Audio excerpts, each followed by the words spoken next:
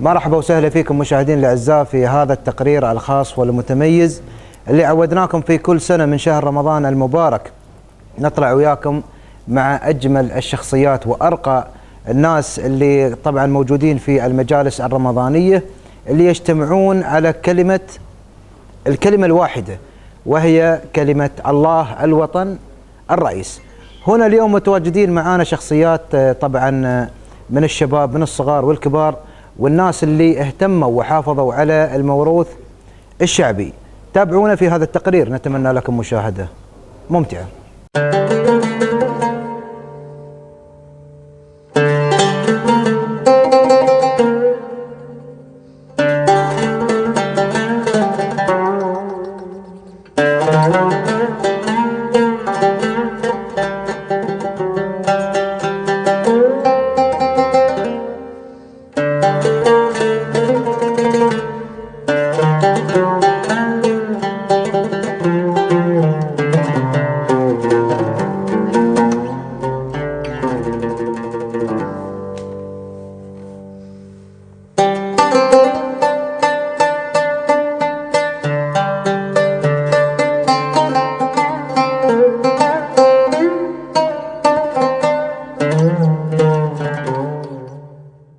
أحمد بن معيوف العامري، مرحبا بك ورحب بك اليوم في هذا المجلس الطيب. بك تخبرنا طال عمرك التجمعات هذه طال عمرك في المجالس تدل على أهمية حرصكم أنتم اليوم على المحافظة على هذه العادات والتقاليد المتوارثة. خبرني عن هذا الجانب. والله بداية نرحب بكم في هذا المجلس عند الإخوان هني، وطبعا هذا المجلس طول عمرك بناء على توجيهات شيوخنا الله يحفظهم ويطول أعمارهم متواترة عندنا من زمان. يعني هالوقت يعني منه فائدة للعيال الصغار أنهم يأخذون منها عادات الأوليين ويتجاذبون فيه بعض الأحاديث الدينية وبعضها الأحاديث اللي تخص يعني مجال أهل الركض وهذا الركاب فيه، وكلها جمع الحمد لله طيبة في هالشهر الكريم. يعني والتواصل أهم شيء فيه. أنا مثل تواصل الأرحام، حد عندنا من زاخر، حد من الساد، حد من العين، حد من الوقن، حد من أبو ظبي، ويتجمعون هنا في هالمكان، والله يطول أعمارهم اللي ملايمين على هالمكان اللي منه أكثر يسيتنا فيه نستفيد منها للكبار وللصغار. يعني طبعا احنا نوجه له تحية أبو سهيل. الله يجزيه خير، الله يجزيه خير. طال عمرك أكيد المجلس الرمضاني يختلف عن باقي الأشهر. نعم. هناك طابع مختلف. يعني اليوم نحن يوم نسمع عن مجلس رمضاني أو رمسة في بيت فلان، نعم، نسير لها نحس إن في شيء غير عن الأيام العادية. شو اللي يختلف؟ طبعا هي الأجواء الشهر هذا الكريم الحمد لله هي فيها التواصل والألفة بين الناس يعني في هالوقت الحمد لله. وأكثر الأوقات يعني تقول التواصل فيها يكون الحديث عن الماضي في المجالس الرمضانية خاصة عند الناس الكبار، أنهم يتواصلون عندنا في يعني يخبرونا بأيام رمضان القديمة وكيف الحمد لله الوقت الحاضر والنعمة اللي موجودة عندنا حاليا الحمد لله. اللهم احفظها إن شاء الله واحفظ شيوخنا.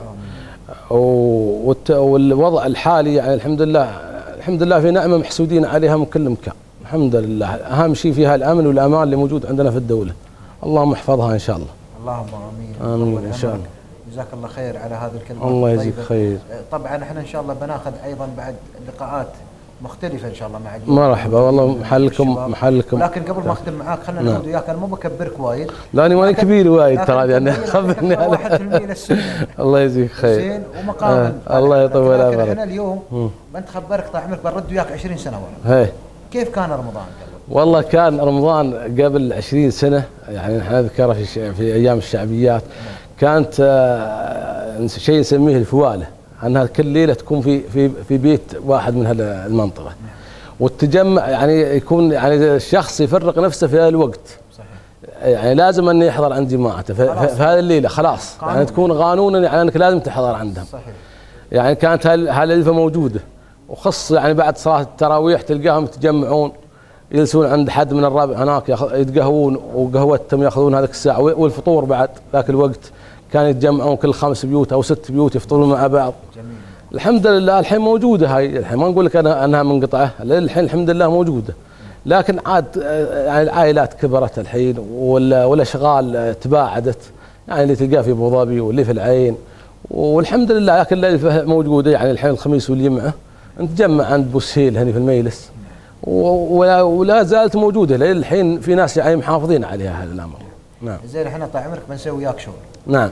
احنا طال عمرك بنحط لجنه، بنسوي لجنه وبنخلي رئيسها ابو شيخه. يستاهل. علي بن راشد. يستاهل. احنا طال عمرك عشان شو نبى نرد هذه العادات. نعم. التقاليد. لكن ابو شيخ يمكن انه اقدم مني في الامور ذي. هو اليوم المخرج، هو احنا اليوم طال عمرك هو مخرجنا اليوم.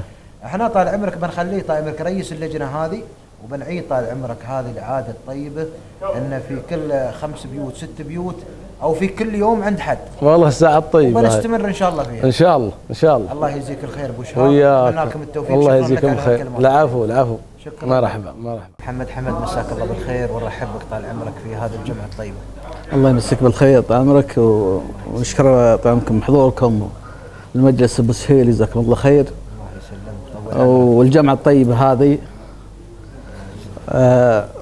المجالس الرمضانيه هذا شيء طيب، يعني يمكن القياده الرشيده تشيد بها يعني وتحفز على انها تستمر هذه المجالس، فشيء طيب يعني. هناك طال عمرك توجيهات على ذكرك نفس ما ذكرت، هناك توجيهات طال عمرك من القياده الرشيده بانشاء مجالس الاحياء السكنيه. اليوم هناك كثير من المجالس اللي تابعه لمجالس الشيوخ، ايش رايك في هذه المبادره؟ والله مبادره طيبه من شيوخنا، ما قصروا طال عمرك، مبادره طيبه هي تزيد التواصل بين خاصه الاحياء طال عمرك، الاحياء السكنيه تزيد التواصل وتزيد التراحم. ويعني يمكن الحين مع زياده العمران والتطور هذا طال عمرك التواصل قل، لكن المجالس هذه اللي امروا بها الشيوخ قربت لهم وصله، قربت لهم البصله وقربت لهم الاجتماعات لهم، فزينه المناقشات فيها والتواصل شيء طيب. طال عمرك اليوم طبعا احنا اليوم في الصيف او مقبلين على الصيف، وانتم هالهجن وهالركض، هذه المجالس اتوقع يوم تتجمعون فيها تتناقشون فيها بعض هالشغلات. لا شيء طيب. تكلم عنها شوي، يعني شو اهم المحاور اللي تدور في هذه المجالس؟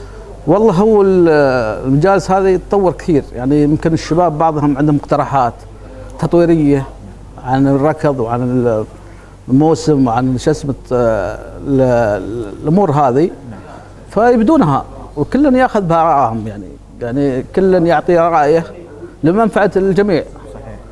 وكله ترى المقترح ينتمي من فرد، وهذا يمكن احنا ننظر نظره والشباب ينظرون نظره ثانيه ولهم افكار حلوه.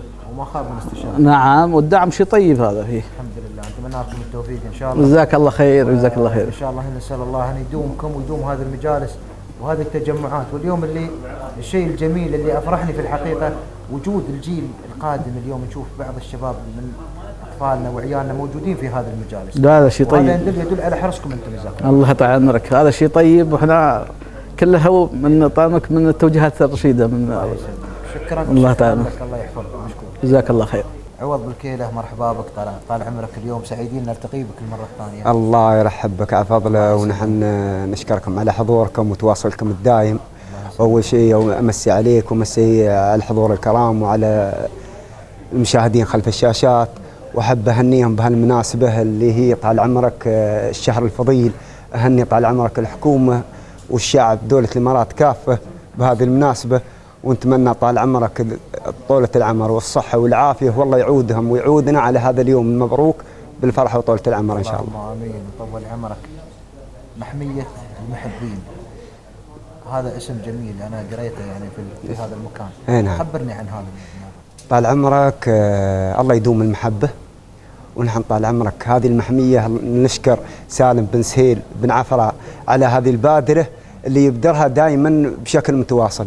طال عمرك اخونا سالم مسوينا تقريبا في كل ويكند اللي يجي من العين واللي مداوم بابو ظبي واللي مداوم بعيد وقريب بشكل متواصل في قيض ولا شتاء. يمكن في الشتاء تاخذ لنا المراكيض والسيرات والردات بعيد، اما طال عمرك في الموسم مثل الحين الشهر المبروك هذه اللمه، وانت تشوف التجمع وتشوف الاخوان والتواصل وتبادل الاحاديث الزينه، وهذا كله طال عمرك نشكر فيه ابو سهيل، له دور كبير فيه والله يبيض الله وجهه، نحن نشكره. ابو سهيل طال عمرك بيكون عليه عتب. انت قلت لي التجمعات كل ويكند ها؟ تقريبا. لا عيال خلاص المفروض يخبرنا كل ويكند بني عندكم. والله مرحبا انتم مثلا وصولكم عندنا، وهذا نروح شرف المكان وهله. طال عمرك وانتم نشكركم على التطور، ترى شوف كل شيء في الدنيا يتطور، الناس يشكرون عليه. قناة الظفر شيء متميزة ونحن نتمنى لها التوفيق الدائم، هذا من مديرهم لين اصغر موظف عندكم. هذا طال عمرك وجودكم يقربكم من الناس ويقرب الناس لكم ويخلي الناس تتكلم بكل اريحيه وشفافيه عندكم. الله يسلمك ويطول عمرك. اليوم احنا طال عمرك بركز على اهم محور يعني نحن مهتمين فيه وحتى انتم مهتمين فيه. اليوم طال عمرك نشوف الشباب اللي قاعدين الصغار هنا اكيد يعني ياخذون يعني يستسقون منكم هذه المعلومات والسنع والعوايد الطيبه. اليوم المجلس له بروتوكول احنا نسميه السنع. حلو. في الاوساط المجتمعيه وبين القبائل يسمونها السنع. هنا. ولكن في العصر الحديث يسمونه بروتوكول. صحيح. فاكيد يعني شوف الصبي هذا قاعد ويستمع وما يقاطع، ومتى يتكلم ومتى يقاطع، هذا بحد ذاته انجاز كبير. نتكلم عن هذا الجانب. هذا الجانب طال عمرك في شخص الله يرحمه اللي هو الشيخ زايد بن سلطان، الله يرحمه ويعلي مثواه الجنه. الشيخ زايد شخص واحد رباه هذا كله وخلانا نسير على عادات وتقاليد في مصلحتنا وفي مصلحه عيالنا.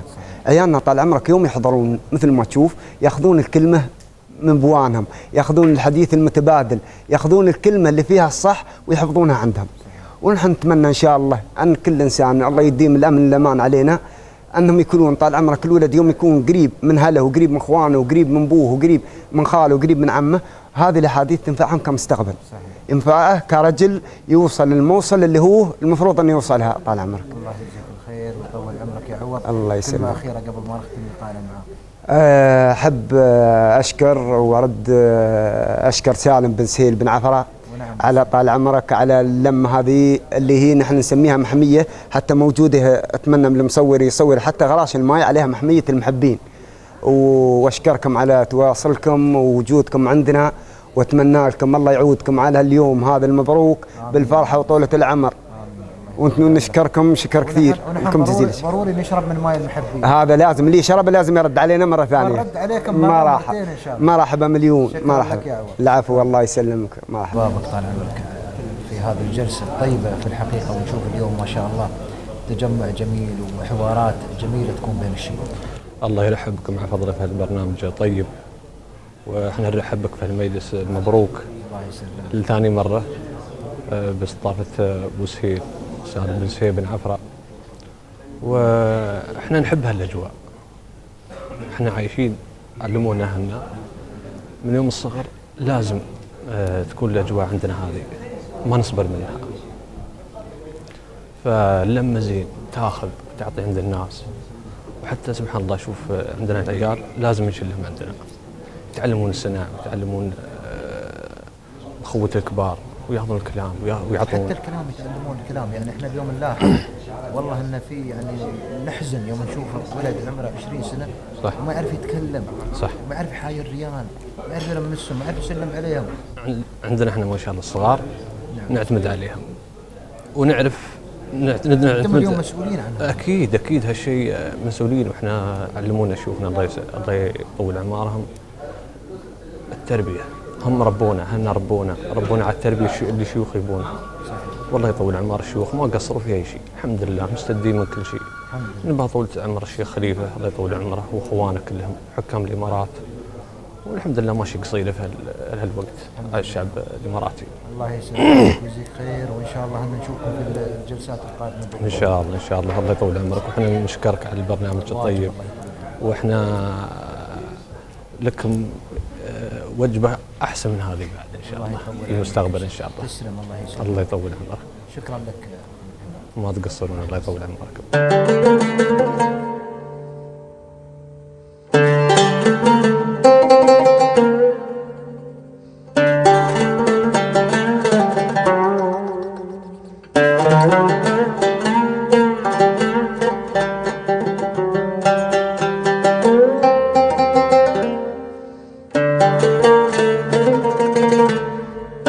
السلام.